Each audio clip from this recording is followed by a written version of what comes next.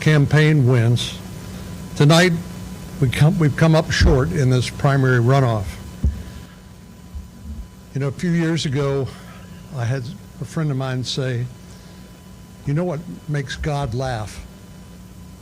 He said, when we make plans. I've spent most of my time in the Senate building the Republican Party in Texas and in the U.S. Senate, and I've always supported the Republican ticket, and I intend to do so again in this general election.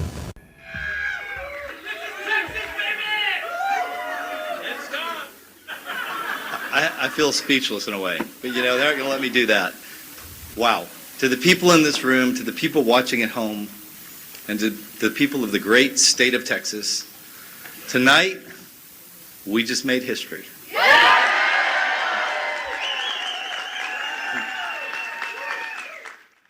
They said it couldn't happen. They told you Trump's grip on the Republican Party was slipping. They told you the MAGA movement was fracturing. They told you that going after incumbents, going after sitting senators, going after long-serving congressmen was reckless, destructive, even suicidal for the GOP. Well, the votes are in. The results are certified. And the establishment, the Rhino establishment, the McConnell wing, the Cornyn wing, yes, even the sliver of the Massie libertarian wing is gone, politically annihilated. And it happened not over years, not over a long, grinding generational fight, but in the span of a single extraordinary, jaw-dropping, history-making spring primary season. You are watching in real time the complete and total destruction of the old Republican establishment. This week was not supposed to happen. This week, in fact, this whole month simply was never supposed to happen as far as the Republican establishment was concerned. Yet we have to understand that the Republican establishment thought that they had buried Trump after J6. They literally were popping the cork, having arranged the election fiasco of 2020, where Republican rhino governors like Brian Kemp of Georgia and Doug Ducey in Arizona actually worked with the Democrats to force Trump out of the White House. And in case you may have forgotten, there was one Republican senator who prominently and publicly declared Trump and the MAGA movement over and done with. Check this out.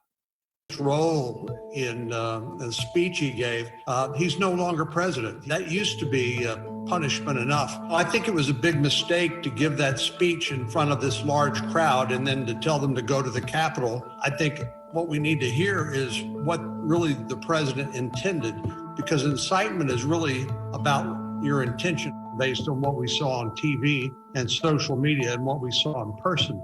I'll reserve judgment until after I hear their case. You need to work on our broken immigration system. Where I would start is with the DACA recipients. They came here to this country as children, and we don't hold children responsible for the mistakes that their parents make. It's important for us to talk and see if there is some balanced approach that makes sense.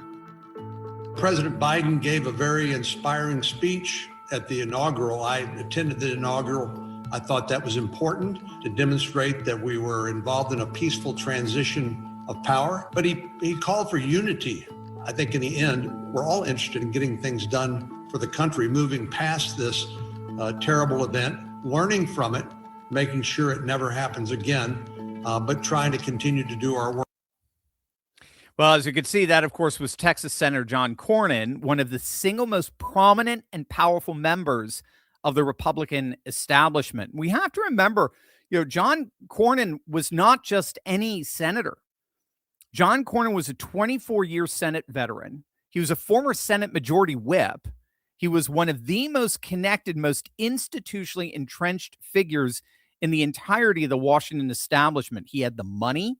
He had the name recognition. He had the donor network. He was considered the future Senate Majority Leader by many insiders. And as you just saw, he would have continued and indeed protected the uniparty status quo that always ends up ceding power to the Democrats and giving them everything they want, most especially with regard to immigration. He's voted for amnesty before, and Cornyn would have voted for amnesty again.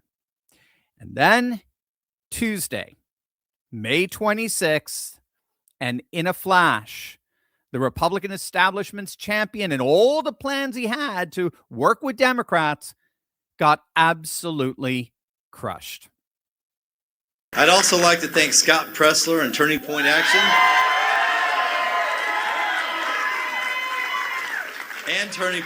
for their endorsements. And then there's one person who I think you might know, President Donald J. Trump.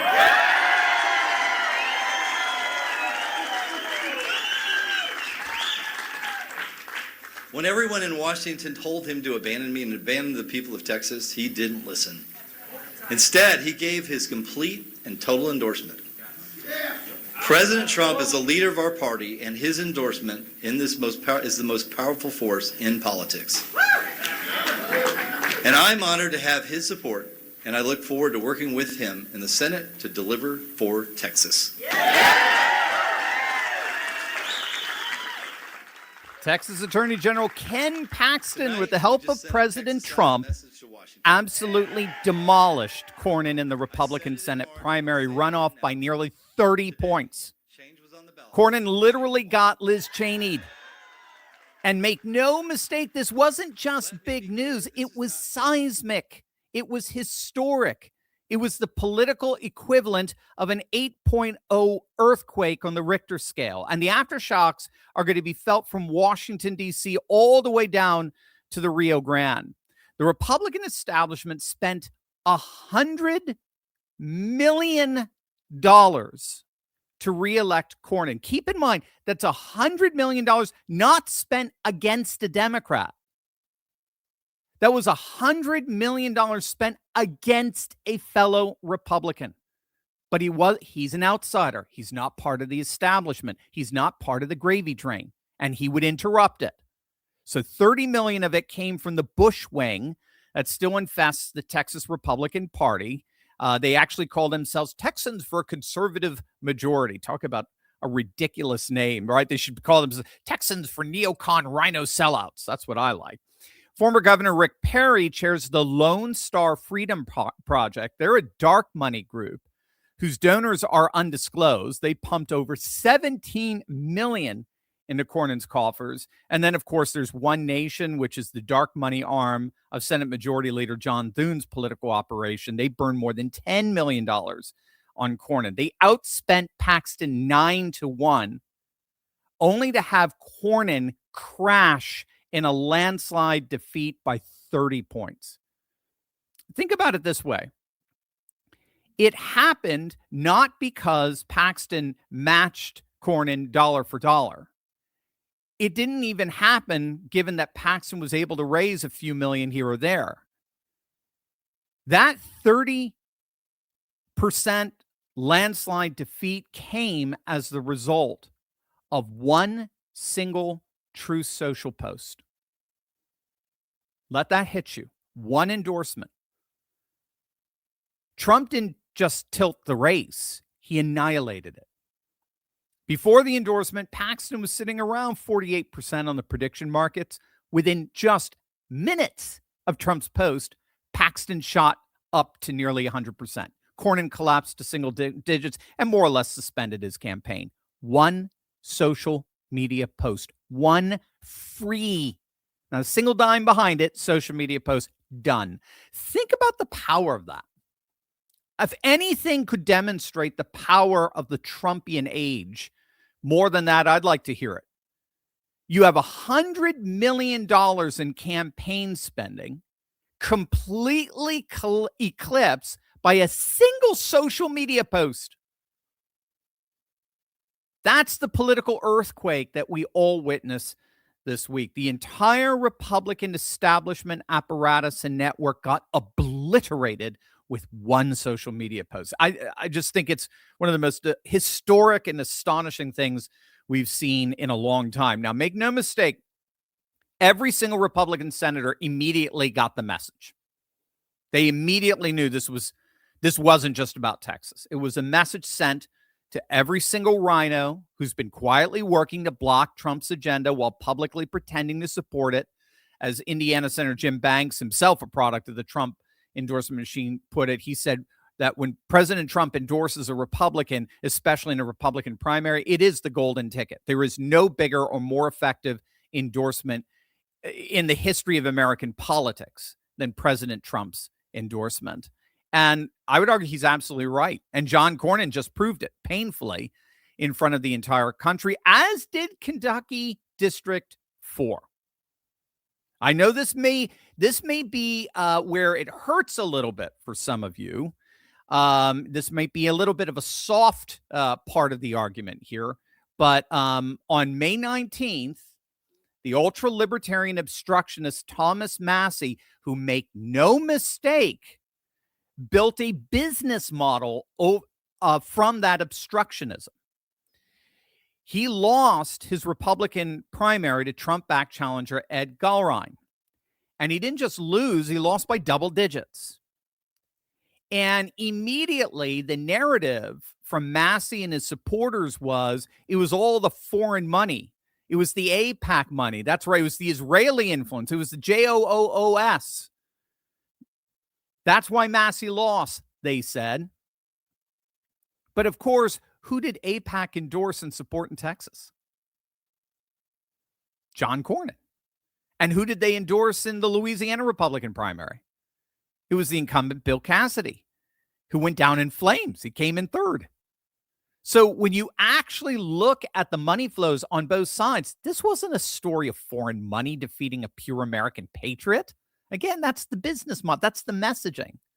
This was a story of two candidates who both had major outside financial backing for sure, but one of them had the most powerful force in modern American politics, the backing, the full endorsement of one President Donald J. Trump. And all you have to see is the campaign messages to prove that. What did Ed Gulrine actually campaign on? Did he campaign on Israel? Did he campaign on foreign policy? Did he campaign on Ukraine? No, he campaigned on a simple message. I support President Trump and everything he wants, and Thomas Massie doesn't. That's the difference. If you want the agenda you voted for overwhelmingly back in November 2024 enacted, vote for me. If you want it obstructed, vote for Massie. It was that simple. And the blue-collar workers of Northern Kentucky, the manufacturing workers in Boone and Kenton and Campbell counties, the factory workers along the Ohio River and the I-75 corridor, the people who watched their jobs get offshored while Massie wrapped globalist-friendly economics in libertarian rhetoric, those people voted their economic interests. They voted for loyalty. Loyalty to nation. Loyalty to the presidency they voted for in November of 2024. They voted for someone who would support tariffs, protecting their steel and aluminum industries. They voted for someone who would support the One Big Beautiful Bill with its domestic manufacturing credits and energy production incentives that would directly benefit their communities. They voted against a man who chose supposed ideological purity over policies that would have delivered real jobs, higher wages, and economic security to his constituents. But no. It was all the JOOS. And it seems that the key to this political force in the end is voter turnout, especially among low to no propensity voters. Now, if I recall, I think they were talking about this on the Promethean Updates channel. I got it from somewhere, and I think it was that. But when Trump goes in guns blazing and endorsing a challenger against an incumbent, it doesn't change who wins. It doesn't just change who wins. It energizes the base in a way that typical off-year elections simply don't. The vote totals for Massie's seat showed a massive surge of new voters coming to the polls. People who hadn't voted in 2022 or dropped off in 2024, they mobilized, they activated, they were brought back into the political process because they wanted to defend the president and make sure he has the backing he needs to carry his agenda forward. And stop fighting with his fellow Republican obstructionists. That's the hidden story of Kentucky that the naysayers just don't want you to see. The Republican Party is not shrinking. It's not fracturing. It's being rebuilt from the ground up with new voters, working class voters, blue collar voters who used to vote Democrat or didn't vote at all. And they're now the beating heart of the MAGA coalition. And besides the primaries, we're seeing this growth most prominently in voter registration trends, what are perhaps the single most accurate predictors for how a general election turns out. The numbers continue to surge for the GOP month after month after month, state after state. In North Carolina, Republicans officially surpassed Democrats in voter registration for the very first time in the state's history this year.